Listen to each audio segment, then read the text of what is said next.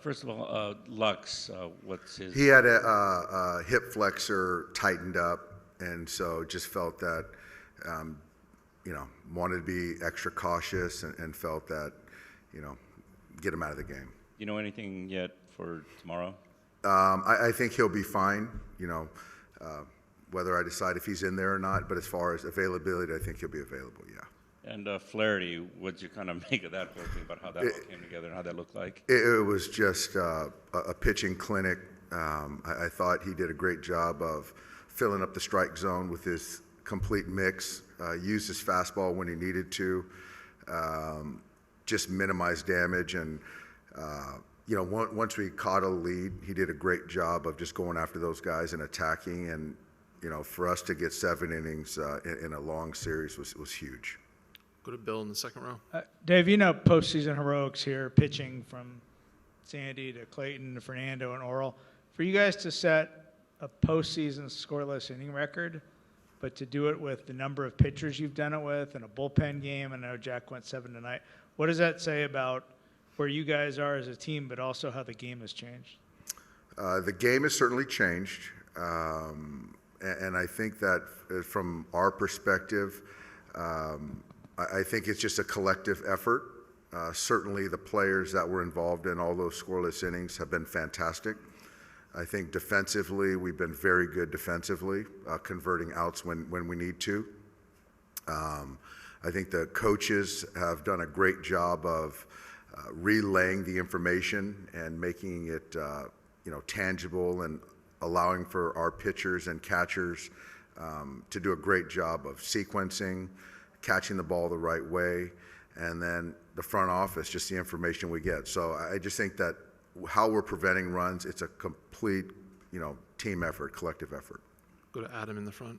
Back to Flaherty. There's a lot on a guy when a team brings a high-profile player in at the deadline, and then he gets game 1, and there's more on him. How has he handled all that part of it, sort of being the guy to come in and help with everything else going on in your starting pitch? I think that for us, we're getting Jack at the perfect time as far as he's a veteran player. He's been through a lot, highs, lows, and found his way back.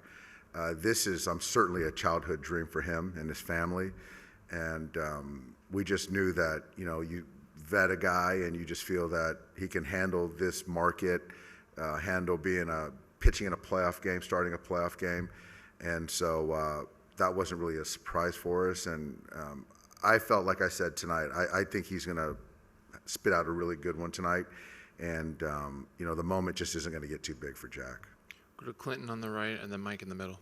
A couple things tonight, execution-wise at the plate, took the bat out of the hands a couple times. Everything went right in that regard. Can you talk a little bit about the execution that you guys had up and down the lineup to get so many runs? Well, I thought, you could see clearly that Senga just didn't have his A stuff tonight.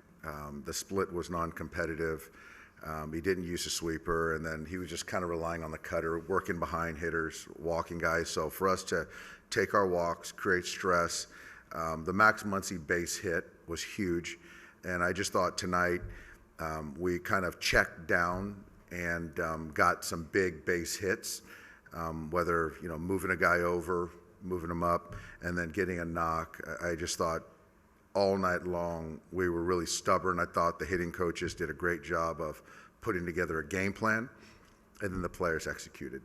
Mike in the third row. Dave, you had 10 sacrifice bunts all season. You had 2 in the first 4 innings tonight. What prompted the small ball approach? It's just playoff baseball. I just think that, it's the fact, the truth of the matter is that the postseason is different than the regular season. And, it's about kind of 90 feet and giving yourself, and some of that was making sure Shohei had a chance to get up.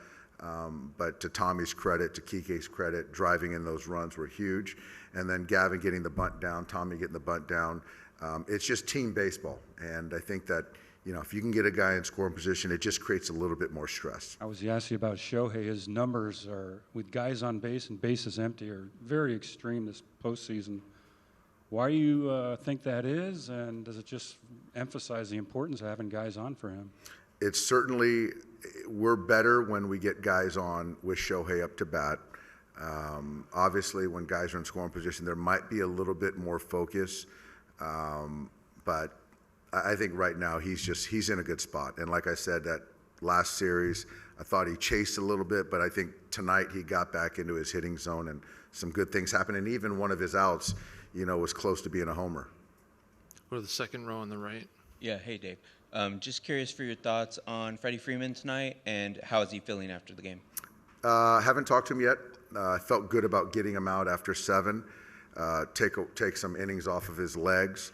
My expectation is that he's going to be in there until I hear otherwise. First row on the right. Dave, can you just kind of explain how big that is for Flaherty, not just for the win, but what it frees you up to do with the pitching staff tomorrow? And do you know if that will be a bullpen game? We are going to run a bullpen game. Not sure right now who's going to start this game. I'll let those guys know tonight.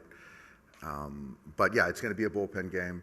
And we just came out of it with a lot of kind of guys that are rested and raring to go. So I feel good about that. And so, yeah, Jack being able to do that opens up a lot of things and also kind of saves some looks from some of our guys in the pen from some of their guys. All right, Doc, we'll take one more with Carey, back left. Dave, it might get lost in all this, but just how important was that deceptive throw by Kike Hernandez, especially squashing a potential rally?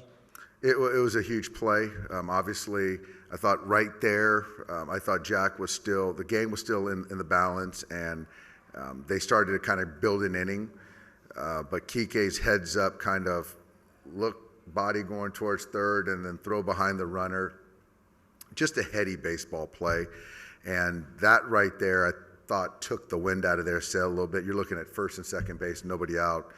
And, I started getting the pen going a little bit right there. So to be able to get that out and get through that allowed Jack to keep going. So that was a huge play by Kike.